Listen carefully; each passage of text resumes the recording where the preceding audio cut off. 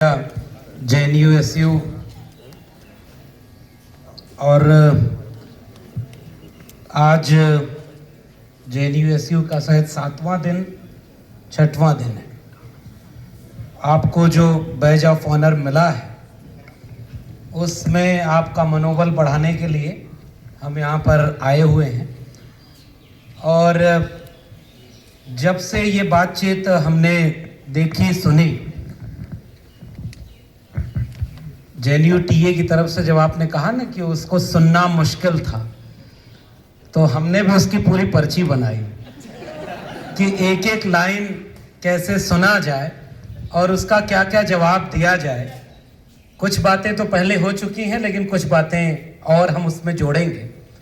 लेकिन JNU-SU ने जो अभी अपने वाइस चांसलर का काला चिट्ठा खोला है, मुझे अपना विश्वविद्यालय DU याद आ रहा है कि काश वहां भी ऐसा एक JNU-SU होता तो आपके वाइस चांसलर से कहीं ज्यादा बड़ा घूसखोर और भ्रष्टाचारी DU का वाइस चांसलर निकलेगा। इसको मैं पूरी जिम्मेदारी से कह रहा हूं, क्योंकि अपॉइंटमेंट तो आपके यहाँ 5000 हुए नहीं। 5000 गमले रखवा करके कोई कितना कमा लेगा? 5000 अपॉइंटमेंट से बहुत कुछ हो सकता है। वो 47 तक विकसित भारत बन सकता है।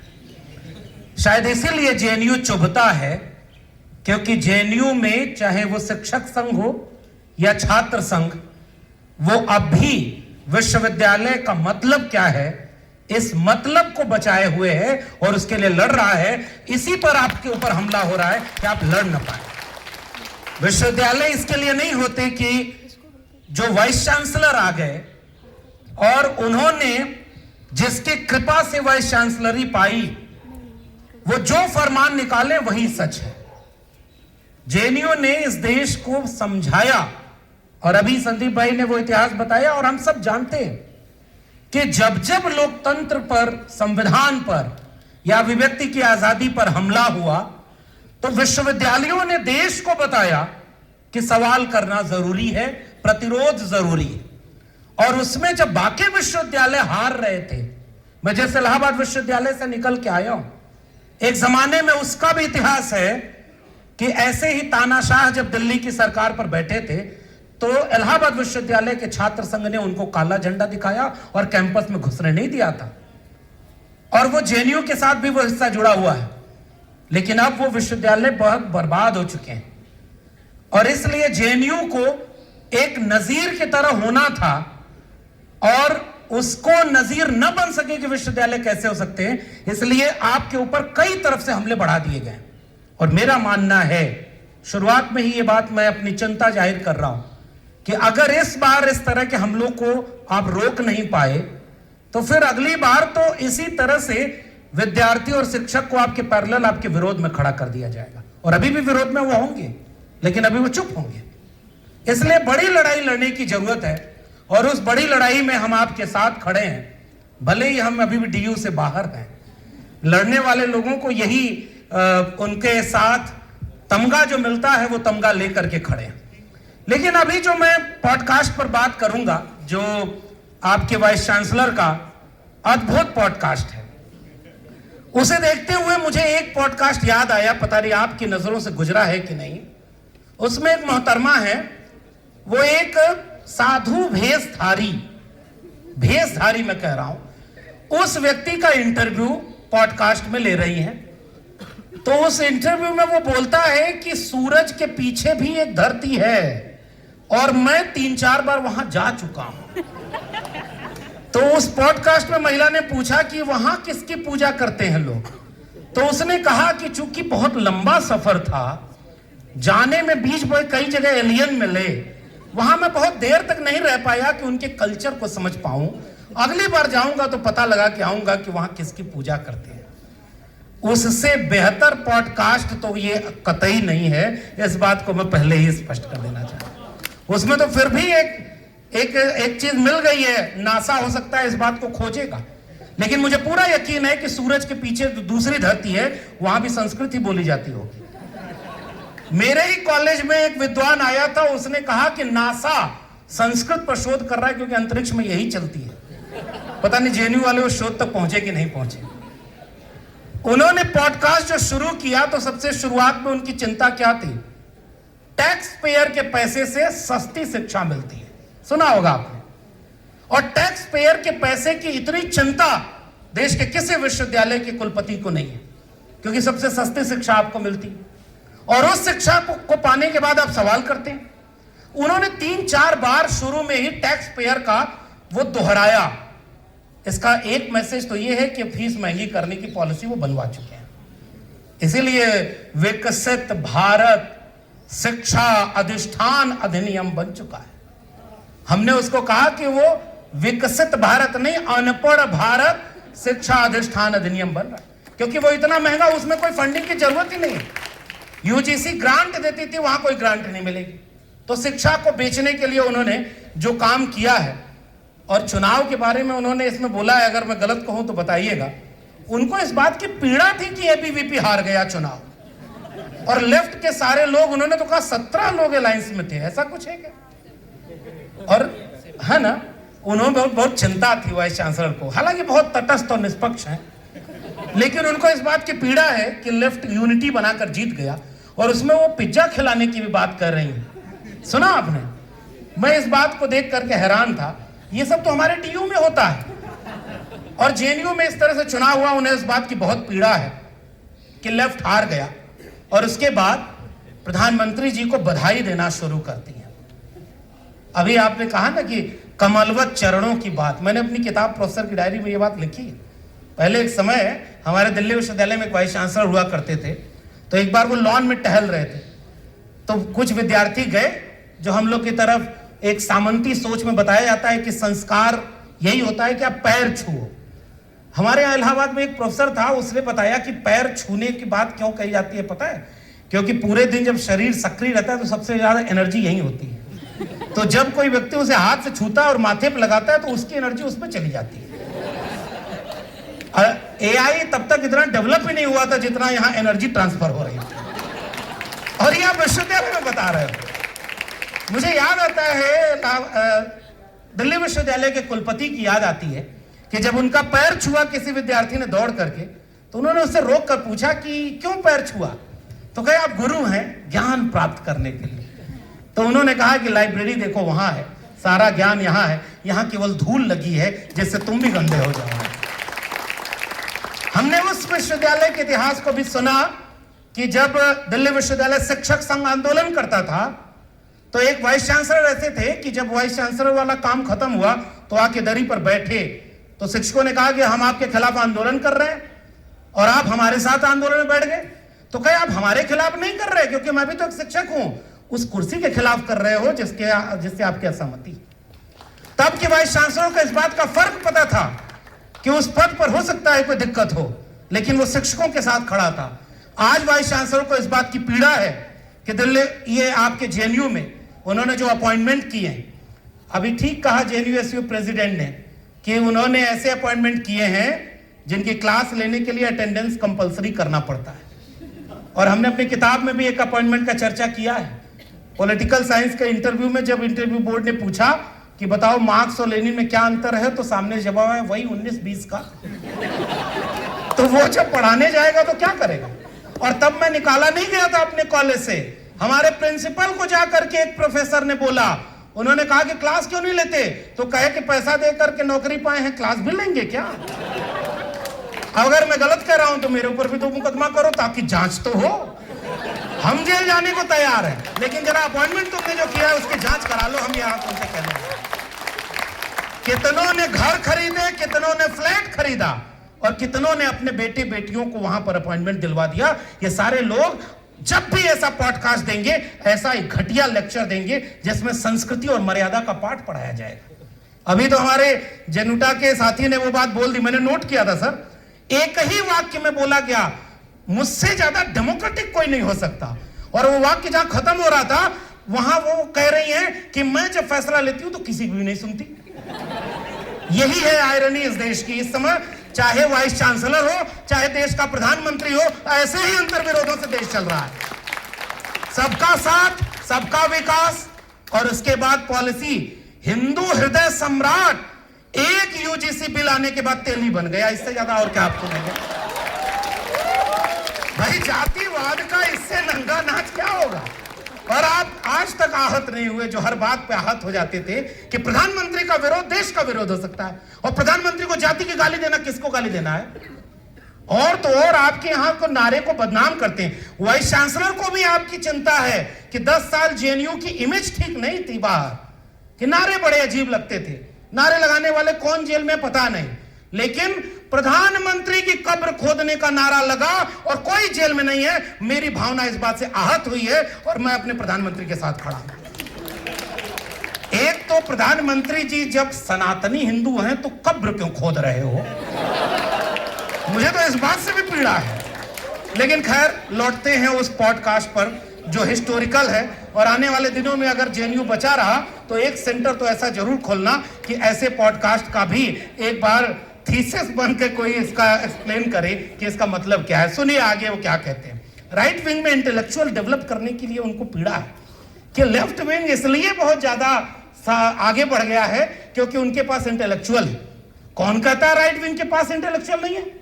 हम कहते हैं कि राइट विंग के पास इंटेलेक्चुअल है। नाली के गैस से चाय लेफ्ट विंग का तो कोई नहीं बना पाया आज, और आप कह रहे हो इंटेलेक्चुअल नहीं है। भाई बादल आने पे बाकी दुनिया में कुछ भी हो जाए, नासा भी नहीं पकड़ पाया था कि रडार भी फेल हो जाता। अब भाई इंटेलेक्चुअल की पीड़ा उनको है। वो अपने पॉडकास्ट में आगे कहती हैं, वो चिंता अभी जेएनयू प्रेसिडेंट ने कह दिया। मैं तो देखिए हिंदी का विद्यार्थी हूं, प्रोफेसर तो रहा नहीं। प्रोफेसर तो हमारे यहाँ ऐसे ऐसे हैं कि वो सब भी कैसे प्रोफेसर, आप डीयू में जाकर पूछ लीजिए। एक नारा क्या लगा दिया ब्राह्मणवाद का। जितेंद्र मीणा के कॉलेज में घुस करके ब्राह्मणवाद जिंदाबाद और जितेंद्र मीणा मुर्दाबाद का नारा लगा रहे थे। ये हाल है। हमने जितेंद्र से कहा कि आज के भाषण में और ऐसा कुछ धारदार बोलना, क्योंकि जो नारा है वो देश को दिखा रहा है कि ऐसे लोग कैंपस में भर गए हैं। और बहुत अच्छा एक साथी ने कहा, ब्राह्मणवाद से संघर्ष करके जिसको आजादी मिली वही उसके जिंदाबाद के नारे लगा रहा है। इससे देश को बचाने के लिए जितेंद्र मीणा पीछे मत हटना, हम तुम्हारे साथ हैं। और ये हम बहुत जिम्मेदारी से कहना चाहते हैं। उन्होंने इस तरह की पीड़ा जब व्यक्त की कि आज भी वाइस चांसलर को हिंदी में कुलपति कहा जाता है। कुलपति में पति का शब्द का अर्थ बहुत गलत है। काश कि वो भाषा विज्ञान या थोड़ा व्याकरण पढ़ी होती। कुछ शब्द हमारे यहां जेंडर न्यूट्रल माने जाते हैं। राष्ट्रपति का पुल्लिंग का स्त्रीलिंग बनाने में राष्ट्रपत्नी नहीं चलता है, ये जेंडर न्यूट्रल शब्द है। और आपको लगा कि नहीं कुलपति नहीं चलेगा तो कुल गुरु चलेगा, तो गुरु भी तो पुल्लिंग शब्द है। ये आप सोचिए ना, इतना गहराई से वो कभी गई नहीं होंगी, क्योंकि वो आई है जहां से, आरएसएस से। वो असली विक्टिमहुड है और उसमें कहां ये सिखाया जाता है कि इतनी गहराई से आप इन चीजों को समझें। कुलपति कहलाने पे पीड़ा होती है। और आगे सुनिए एक एक करके पॉइंट वाइज, क्योंकि भाई देखिए आप प्रधानमंत्री होते तो बिना फैक्ट और बिना आंकड़ों के बात कर सकते हैं। हमने पूरा इंटरव्यू सुना, और एक बार नहीं 2 बार सुना है सर। भले ही उस बीच में मेरे ऊपर क्या गुजरी, लेकिन इंटरव्यू हमने पूरा सुना। जब देश में इतना अच्छा प्रधानमंत्री का भाषण सुन रहे हैं तो वाइस चांसलर तो अभी भी उनसे कुछ डिग्री नीचे ही है। भाई हम तो ये कह रहे हैं ना कि आपने उसमें क्या कहा, आरएसएस ने कल्चरल प्राइड दिया है। उन्होंने अपने इस बातचीत में कहा, किसको दिया है? किसको दिया है कल्चरल प्राइड? आप ऐसे इंटरव्यू में आगे जाके कह रहे हैं कि विक्टिमहुड, आप इस शब्द को बयां कर रहे हैं। आपको पता ही नहीं हम जिस जगह पे खड़े हैं, यहां पीछे पोस्टर लगा हुआ है बापसा का, और वहां पर जिसकी तस्वीर लगी है कि स्तन ढकने के लिए भी मनाही थी।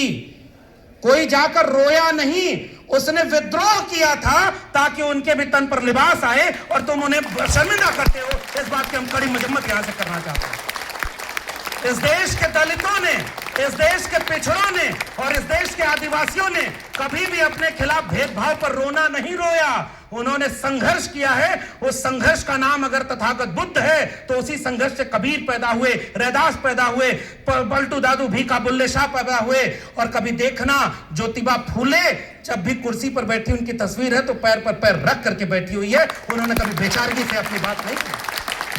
जिस दौर में इस देश में जंगे आजादी के लिए यह कहा जाता था कि जिस देश में बहुत सारे लोग नंगे बदन घूमते हैं, हम कपड़ा नहीं पहनेंगे, उस देश में वंचितों शोषितों का एक नायक सूट बूट पहन करके अपने लोगों को मैसेज दे रहा था कि हम भी अच्छा कपड़ा पहनेंगे और अच्छा जीवन जिएंगे। उसने कभी बेचारगी से अपनी लड़ाई लड़ी ही नहीं। तुम्हें इतिहास ही नहीं पता तो तुम विक्टिमहुड का बात बता रहे हो।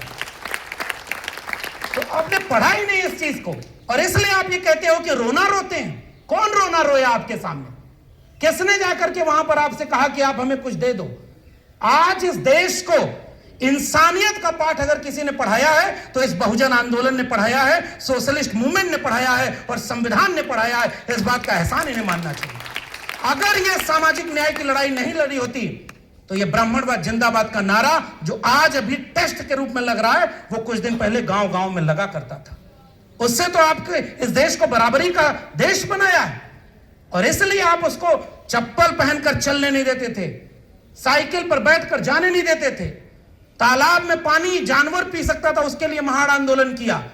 और तुम्हारे फैक्ट्री से जो प्रोडक्ट निकलता है वो यूट्यूबर बनकर के भीड़ में घुस करके कहता है आपको भी पानी नहीं मिला, आपको भी पानी नहीं मिला तो जिंदा कैसे हो। ये है तुम्हारा प्रोडक्ट, जिसे पता ही नहीं। वो खुद महिला है, तो कल कोई महिलाओं के लिए जो जितने कानून बने हैं वो सारे लोग कहने लगे आप कैसे शोषित पीड़ित नहीं हुई।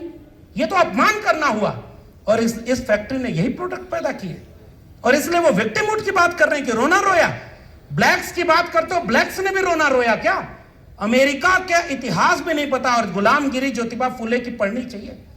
उन्होंने भी उसमें ब्लैक्स को याद किया है, और उससे ज्यादा समर्पित किसने किया? व्हाइट्स को।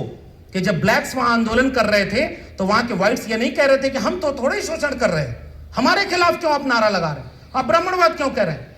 अभी मैंने कुछ दिन पहले ये कोविड आया था, आप गूगल करके देखिएगा, घुटना दबा करके जिस ब्लैक को एक पुलिस वाले ने मारा था, पूरे अमेरिका में आंदोलन हुआ, और उस समय की गूगल की तस्वीर आपके सामने होगी। घुटने पर बैठ करके व्हाइट्स ने अपने पुरखों की गलती की माफी मांगी थी।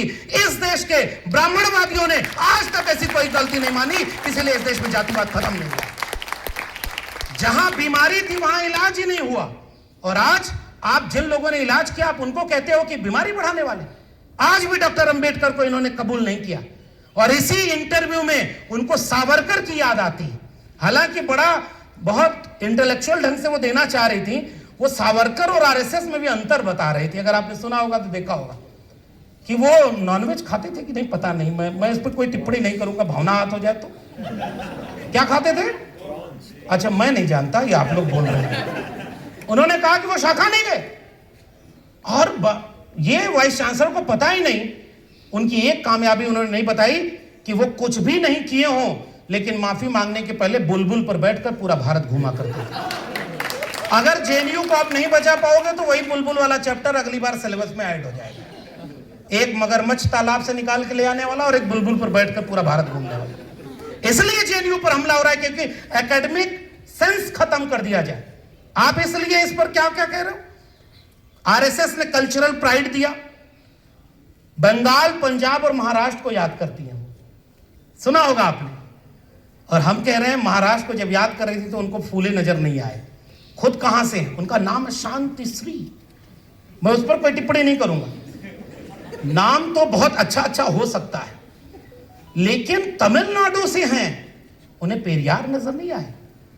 और पेरियार के राज्य से आने वाले विक्टिमहुड की बात करते हैं, जिन्हें पेरियार के बारे में पता नहीं है कि उन्होंने किस तरह से वहां लड़ाई लड़ी थी।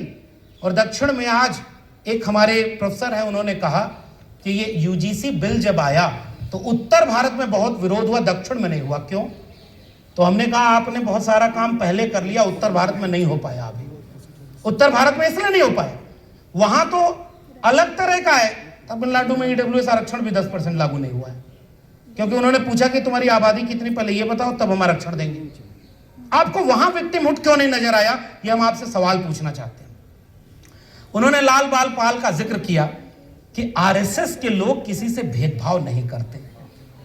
हाय, मतलब ये जो पता ही नहीं था, बहुत सारे आरएसएस वालों को भी नहीं पता होगा जो इनको पता है। उन्होंने अपने इंटरव्यू में बोला कि सबसे अच्छी बात मुझे आरएसएस की लगी कि वो किसी से भेदभाव नहीं करते।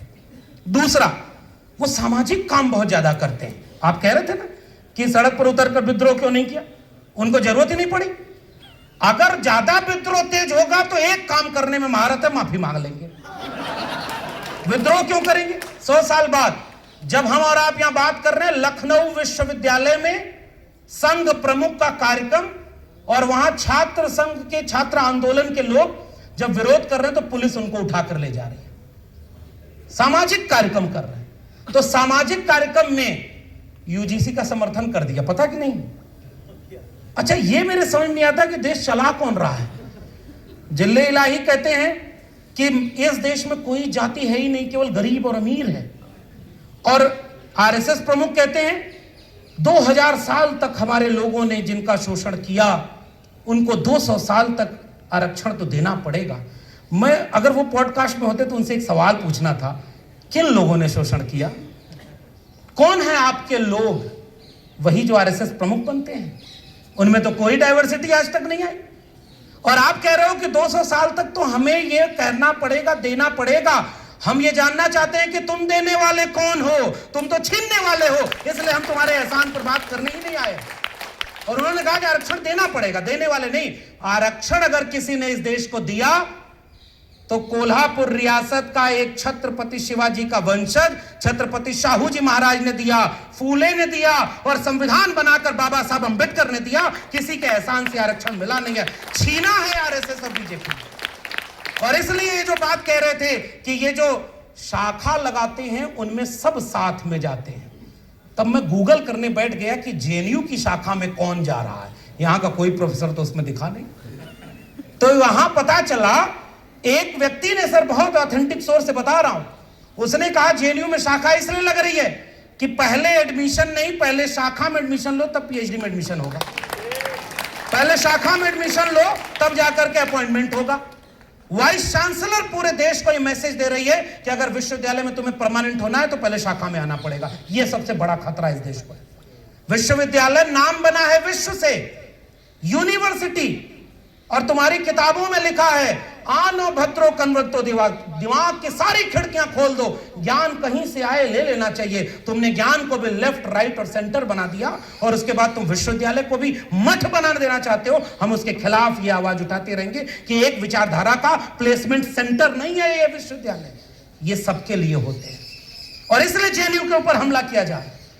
जो ये शाखाएं पूरे देश में चल रही, दिल्ली विश्वविद्यालय, जितेंद्र मीणा आप बताइएगा जरूर, थोड़ा जोखिम उठाकर, हिंदू अध्ययन केंद्र खुला तो हवन किया था वीसी ने कि नहीं किया था? और आप सोच के बताना, इस देश में नमाज पढ़ने के नाम पर एक कैंपस में विद्यार्थियों के ऊपर कार्रवाई हुई है कि नहीं? इसलिए आप जब बांट रहे हो, एक तो धर्म को अगर कैंपस में ले आओगे तो एक धर्म को क्यों ले आओगे? और हमने इसी बात को पूछा कि शाखा जब आपके यहां चली गई तो आप क्या चाहते थे, और उनके नजर का सबसे अच्छा विश्वविद्यालय कौन है? गलगोटिया। उससे अच्छा विश्वविद्यालय कोई नहीं मिलेगा। और अगर ये राज्यपाल बनकर के आपकी वाइस चांसलर कहीं गई, जिसके पूरे आसार हैं इस पॉडकास्ट के बाद, तो मेरा पूरा यकीन है कि गलगोटिया से वही वाली प्रोफेसर यहां लाई जाएगी जो चीन वाले रोबोट को ओरायन कुकुर बना करके पूरा देश में हल्ला मचा दे। उससे बढ़िया कॉन्फिडेंस आपको मिलेगा। और वाइस चांसलर में कुछ नहीं होना चाहिए, केवल झूठ बोलने का कॉन्फिडेंस होना चाहिए। और गलगोटिया वालों से कौन बेहतर? अच्छा, उन्होंने ट्रेनिंग कहां से ली कि चीन का जो वहां का रोबोट है उसका भारत में नाम बदल करके कहा जाए मीट टू ओरायन। वो कुकुर को पता ही नहीं कि उसके नाम पर पूरे अंतरराष्ट्रीय बेइज्जती हमारे देश में हो गई। इस देश का सैंपल यूनिवर्सिटी है गलगोटिया। और मैं आपको एक फैक्ट बता दूं, जब उत्तर प्रदेश में पिछली सरकार थी तो इनके मालिक जेल गए थे घूसखोरी भ्रष्टाचार में, और सरकार बदली और इस समय की सरकार से नजदीकी बढ़ी तो उस एआई समिट में सबसे बेस्ट पवेलियन के लिए पहले ही नॉमिनेटेड हो चुके थे। लेकिन सारी गड़बड़ी उसी प्रोफेसर ने कर दी जिसने उस चीन वाले कुकुर को इंडियन बता दिया, इसीलिए पत्ता कट गया। आप ऐसा विश्वविद्यालय इस देश को देना चाहते हैं? आप जब भी यमुना एक्सप्रेसवे से गुजरिए तो उनके एडमिनिस्ट्रेटिव बिल्डिंग के ऊपर बड़ा सा उन्होंने लिखाया है एआई रिसर्च सेंटर।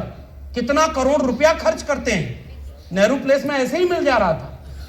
और तो और एक उसमें मिला कि एक पराठा बना है एआई से। आपने देखा कि नहीं वीडियो? सच से बताइएगा, आपने नहीं देखा ना? आप पीछे हैं। आप बहुत पीछे हैं, इसलिए जेएनयू वाइस चांसलर आपको बहुत आगे ले जाना चाहती हैं, वहां ले जाना चाहती हैं जहां एक पॉडकास्ट में एक आदमी अभी लेटेस्ट उसका आया है। मैं तो भाई देखिए पाखंड और अंधविश्वास का विरोधी हूं और इन्हीं कैंपसों ने यह सब बताया है। माटी का एक नाग बनाकर पूजे लोग लुगाया और जिंदा नाग जब घर में निकला ले लाठी दौड़ाया। ये तो महात्मा कबीर पहले ही कर गए। तो वो पॉडकास्ट में बोल रहा है, अगर आपका बच्चा परीक्षा में बार बार फेल हो रहा है तो कांच की गिलास में गाय का दूध लीजिए, उसमें तुलसी दल डालिए और ये वाला मंत्र 21 बार पढ़िए, आपका बच्चा टॉप कर जाएगा। मुझे पता था कि इसका पहले प्लेसमेंट चीन में हुआ होगा, ये बहुत देर में यहां आया और ये खुलेआम आप देश में प्रचारित कर रहे हो अंधविश्वास और पाखंड। एक मध्य प्रदेश का उनका व्यक्ति है, उसने कहा गांव के बच्चों को जाके समझाते हैं, जहां गरीबी है, जहां अशिक्षा है, जहां भुखमरी है, वहां जाके कह रहा है बेलपत्री पर शहद लगाकर एक जगह लगा दो, आपका बच्चा पास हो जाएगा। वहां उसके साथ भी किसी ने गड़बड़ कर दी, एक अखबार में छपवा दिया कि उसका खुद का बेटा 8वीं में फेल हो गया। बाद में वो सफाई दे रहा था, नहीं बेटा फेल नहीं हुआ, पास हो गया। ये अपने बेटा बेटी को विदेश पढ़ाते हैं और आपके लिए जो डीयू और जेएनयू बचा था उसको बर्बाद कर रहे हैं और गलगोटिया यूनिवर्सिटी पूरे देश में बनाना चाहते हैं। इसलिए आपकी लड़ाई बहुत बड़ी लड़ाई है, इस देश में शिक्षा, कलम और किताब को बचाने की लड़ाई है। इसलिए बड़ी लड़ाई के लिए हम सबको तैयार होंगे। मैं आखिर में कुछ बातें और जोड़ दूं। जब वो यूजीसी का जिक्र कर रही थी और वो कह रही है कि बहुत सीक्रेटली ये काम हुआ, देखा आपने सर, आपने पूरा उसका एआई से पूरा लिख के रखे हैं सर, अभी बड़ा उसका काम आने वाला है। और मैं तो कह रहा हूं उसको छपवा कर बंटवाइए।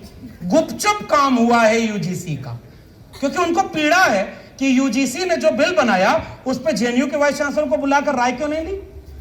तो जो वो इंटरव्यू ले रही थी उनसे उन्होंने पूछा, अभी लोग डोबियाल साहब ने कहा ये किससे राय ली, हमसे तो ली नहीं। तो राय उन्होंने एक तो कंपनी से ली होगी, लेकिन संदीप भाई ने आधी बात कही, दूसरी राय आरएसएस से ली होगी, जहां से राय लेनी है। और इसलिए उन्होंने कहा कि सीक्रेटली काम किया गया, एक ग्रुप को ताकत दी गई है कि दूसरे ग्रुप का शोषण करे। अब मैं आपके डियर वाइस चांसलर से एक सवाल पूछना चाहता हूं, कौन सी ताकत दी गई? क्या यूजीसी की कमेटी में कोई भी पनिशमेंट देने का क्लॉज है क्या? आपने कह दिया सर, मैं उसे और आसान भाषा में, क्योंकि अंग्रेजी में इंटरव्यू देने वालों को हिंदी से बड़ा प्रेम है, इसलिए आपकी बात को मैं हिंदी में वहां तक पहुंचाना चाहता हूं। क्या समता समिति के पास कोई भी कार्रवाई करने का अधिकार दिया क्या? हम तो यह कहते हैं कि यूजीसी रेगुलेशन इस सरकार का सबसे घटिया रेगुलेशन है। इसने जानबूझ करके ऐसा नियम बनाया जिससे एक भी एससी एसटी ओबीसी का कोई भला नहीं होने वाला था, इसीलिए ताकि एक तबके से पहले विरोध करवाओ, गाली दिलवाओ।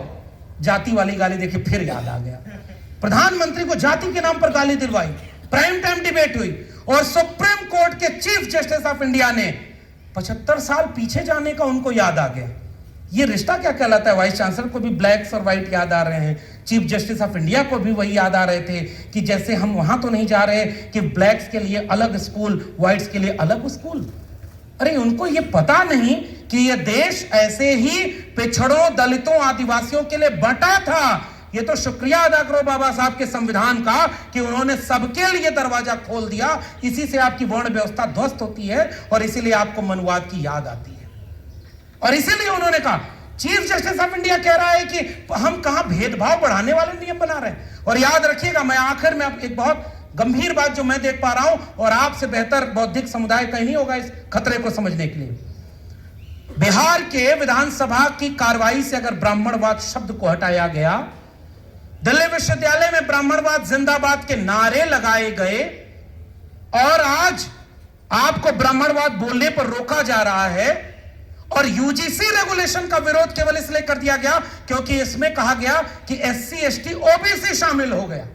ओबीसी नहीं होता तो देखते ही विरोध नहीं होता, क्योंकि प्रधानमंत्री ओबीसी है, लेकिन ओबीसी की पीड़ा तो कभी उन्होंने जानी नहीं। इस देश में जब मंडल लागू हुआ तो ऐसे ही सड़कों पर इसी तरह के जातिवादियों का उत्पात सामने आया था, और मैंने नई वाली किताब में बाकायदे ये बात लिखी। और जो मंडल का विरोध नहीं कर सकते थे वो कमंडल लेकर निकले। ये तो इतिहास है इस देश का। सरकार गिराई। इस बिल में भी अगर ओबीसी शामिल नहीं होता तो इसका विरोध नहीं होता। लेकिन इसको सरकार ने बनाया ही इतना वेग कि 10 में से 7 मेंबर तो उन्हीं के हो सकते। महा फ्रॉड बिल बनी है। मेरी बात मानिए, हम इसको लागू कराने की बात भले कह रहा हूं, लेकिन इससे ज्यादा वाहियात कोई बिल नहीं बन सकती। दिखने में उसका नाम है समता समिति, लेकिन इससे किसी का भला नहीं होने वाला था। हम कहना चाह रहे हैं और सख्त बिल बनाओ और साफ बिल बनाओ और उसमें एक बस क्लॉज रखना, जातिगत भेदभाव। बाकी के लिए तुम अलग कमेटी बनाओ, तब जाकर के हम मानेंगे कि तुम भला करना चाह रहे थे। दिव्यांग के लिए अलग से कमेटियां बनी होती हैं, महिला के लिए अलग से कमेटी बनी होती है।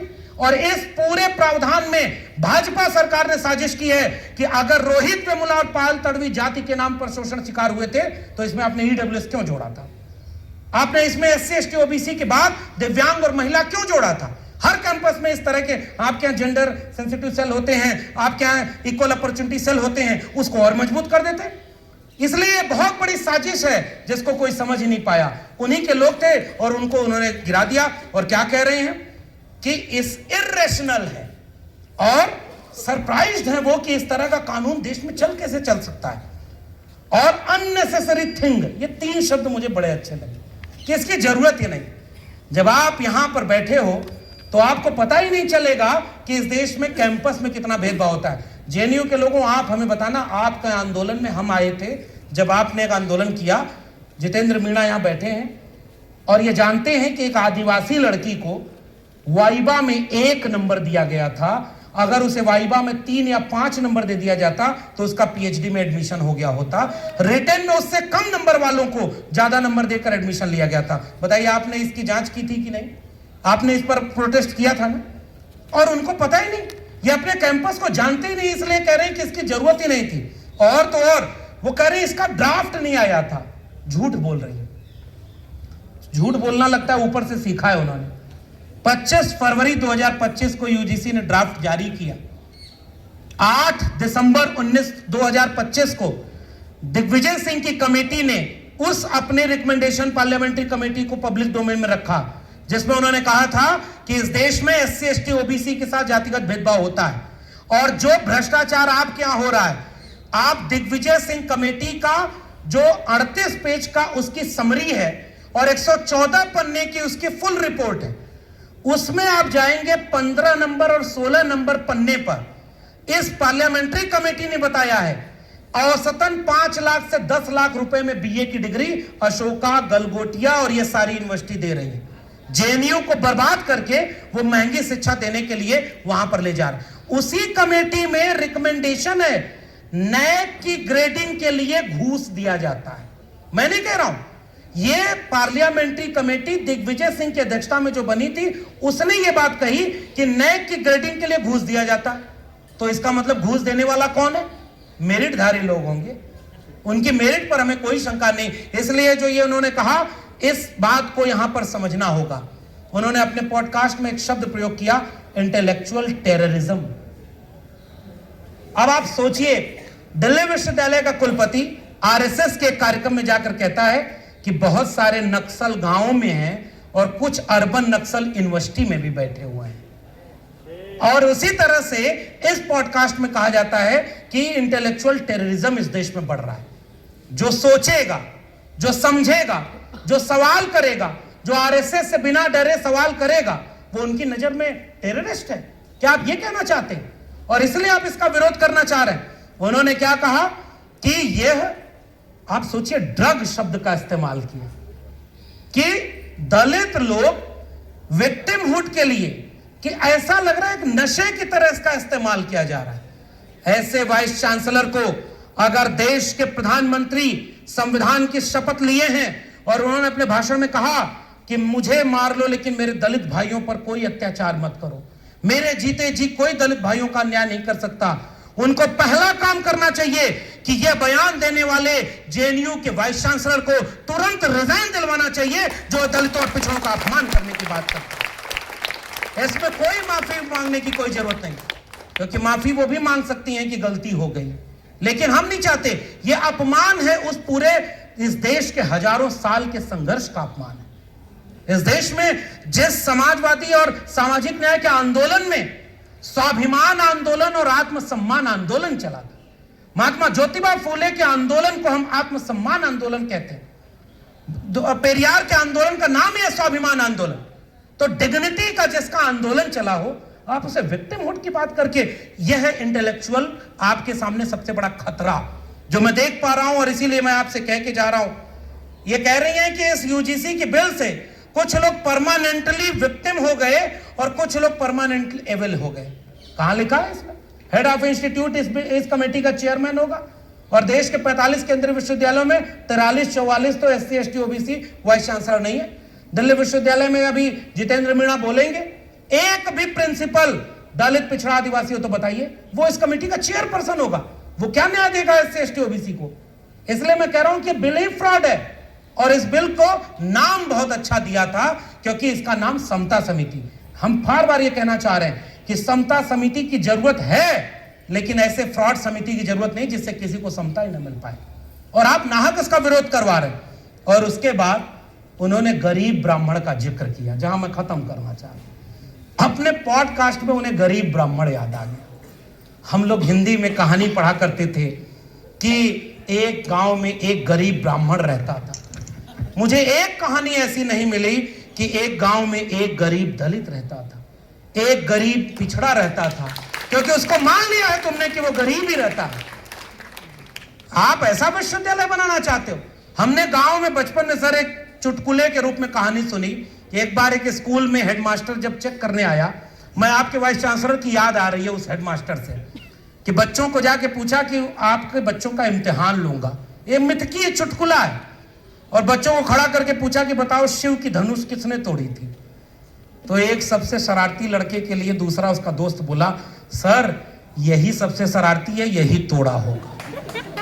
तो उसने कहा कि मतलब? तो उसने कहा नहीं सर, 2 दिन से मैं आया ही नहीं, मैं कैसे तोड़ूंगा? तब तक मास्टर जी आ गए। तो उसने कहा कि ये क्या हो रहा है आपके क्लास में? तो क्या हुआ सर?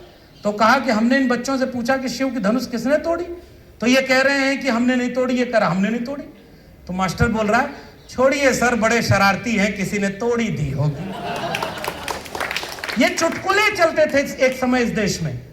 जब वो एक प्रिंसिपल के पास पहुंचते हैं तो प्रिंसिपल, आपके घूसखोर वाइस चांसलर वाली बात से मुझे याद आया, प्रिंसिपल के पास जाकर वो शिकायत करता है कि आपके कॉलेज में, स्कूल में क्या पढ़ाई हो रही है, यहाँ तो किसी को पता ही नहीं कि शिव की धनुष किसने तोड़ी।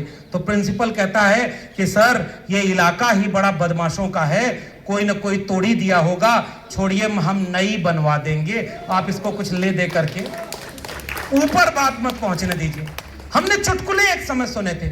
आप इस देश के कैंपसों को वहां ले जाना चाहते, आप यहां पर तर्क विवेक और वैज्ञानिकता नहीं चाहते, इसलिए आप कैंपस में सोचने समझने वालों को या तो रस्टिकेट करना चाहते हैं, या नौकरी से निकालना चाहते हैं, या उनका प्रमोशन रोकते हैं, या उनके ऊपर कमेटी बिठाते हैं ताकि वो अपने को बचाने में लगे रहें और उन बड़े सवालों तक कोई लड़ाई न जा पाए, जिसमें फीस महंगी की जा रही है, जिसमें हेफा बनाया जा रहा है। और जवाहरलाल नेहरू विश्वविद्यालय, इस वाइस चांसलर को शर्म आनी चाहिए कि मीडिया आपका मजाक उड़ाता है कि JNU को पैसे की किल्लत है, इसलिए अपनी कुछ जमीन वो लीज पर रखना चाहता है और JNU पैसा वहां से लेना चाहता है। बताइए, यही विश्वविद्यालय आपके देश को चाहिए था?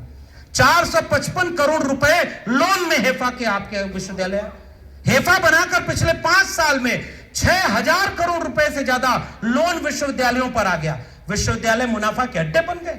और आप हर विश्वविद्यालय में, देश भर में केवल JNU ही है, DU में अब वो लड़ाई नहीं हो पा रही है। और DU में प्रॉक्टर 1 महीने के लिए कह रहा है कोई नारेबाजी नहीं होगी। जब वहां पर UGC के विरोध में आंदोलन हुआ तब सबको अलाउ था, जब UGC के समर्थन में आंदोलन हुआ तो चीफ प्रॉक्टर की नोटिस आ गई। JNU वालों, आपके ऊपर बस ये आखिरी कुछ हमले इसलिए हो रहे हैं कि आप हार गए तो पूरे देश में शिक्षा की लड़ाई हार जाएगी। ये बात मैं पूरी जिम्मेदारी से कहना चाहता हूं। JNU SU इसलिए लड़ पा रहा है क्योंकि भाजपा जहां जहां हारती है छात्र संघ चुनाव, वहां छात्र संघ चुनाव को बंद कर दिया है। उत्तर प्रदेश में कोई छात्र संघ चुनाव नहीं होता, और जहां वो हारते हैं वहां चुनाव ही नहीं कराते, क्योंकि वहां अभी भी चुनाव EVM से नहीं होता और SIR उसमें हो नहीं पाता, इसलिए वो चुनाव हार जाते हैं। और आप किसी तरह लड़कर बचाए हुए हो। इसलिए मैं जाते जाते इस बात को कहना चाह रहा हूं कि आज इस देश में एक ऐसी जंग लड़ी जा रही है जिसको लड़ना हमारी जिम्मेदारी है, और हम इस जंग को तब तक लड़ना चाहते हैं जब तक कलम और किताब हर हाथ में पहुंचे। ये लोग, सारा गणवेश तो विदेशी है, टोपी का रंग काला है, नाम स्वदेशी का, और लाइफ इंश्योरेंस में भी 100% FDI खोल दिया, आत्मनिर्भर का नारा दिया और चीन से व्यापार बढ़ा दिया। अभी तो एक फाइल खुली है, अभी तो जाने कितनी फाइल खुलनी बाकी है। लेकिन ये लोग नैतिकता का, मैंने अपनी जाति जनगणना वाली किताब में जो बात कही है वहीं से अपनी बात खत्म कर रहा हूं कि एक जमाने में जब हजरत मूसा जनगणना के लिए जा रहे थे तो वो एक तंबू बनाया उन्होंने कि ये पवित्र तंबू होगा और इस पवित्र तंबू पर कोई सवाल नहीं उठाएगा। उससे मैंने एक प्रतीक लिया और मैंने कहा कि आज इस देश में 2 तंबू तान दिए गए हैं, एक राष्ट्र का और एक धर्म का। जब भी इस देश का कोई नागरिक अपने नागरिक हक के लिए सवाल करता है तो राष्ट्र का तंबू खतरे में आ जाता है, और जब भी इस देश के दलित पिछड़े अपने सामाजिक न्याय और संविधान की बात करते हैं तो धर्म खतरे में आ जाता है। इसलिए इन फर्जी तंबुओं को यह बात कहने की जरूरत है कि इस देश को, इस देश के दलितों, पिछड़ों, आदिवासियों ने, इस देश के कमेरा लोगों ने, इस देश के मेहनतकश लोगों ने, संविधान में यकीन रखने वालों ने इस देश में समानता की लड़ाई लड़ी, और समता और न्याय जब तक नहीं होगा ये लड़ाई हम जारी रखेंगे। और संविधान को बदलकर मनुस्मृति लागू करने वाले लोग आज हुकूमत में हैं तो अपने एक व्यक्ति को खुद ही वीर साबित कर रहे हैं। तुम्हारे वीर कहने से कोई नहीं होगा, हुकूमत बदलेगी, तुम्हारा वीर फिर वापी वीर हो जाएगा। हम जिसको वीर कहते हैं वो शहीद आजम भगत सिंह है, वो बाबा साहब अंबेडकर है, वो डॉक्टर लोहिया है, और वो तमाम लोग जिन्होंने इस देश को इतना समता और न्याय दिलाया था। हम जेएनयू को भी बचाने की लड़ाई लड़ेंगे, हम शिक्षा को भी बचाने की लड़ाई लड़ेंगे। और ये बात कहते हुए कि क्या जुल्मतों के दौर में भी गीत गाए जाएंगे? हाँ, जुल्मतों के दौर के ही गीत गाए जाएंगे। जय भीम, जय मंडल, संविधान जिंदाबाद, उल गुलाम जिंदाबाद, इंकलाब जिंदाबाद।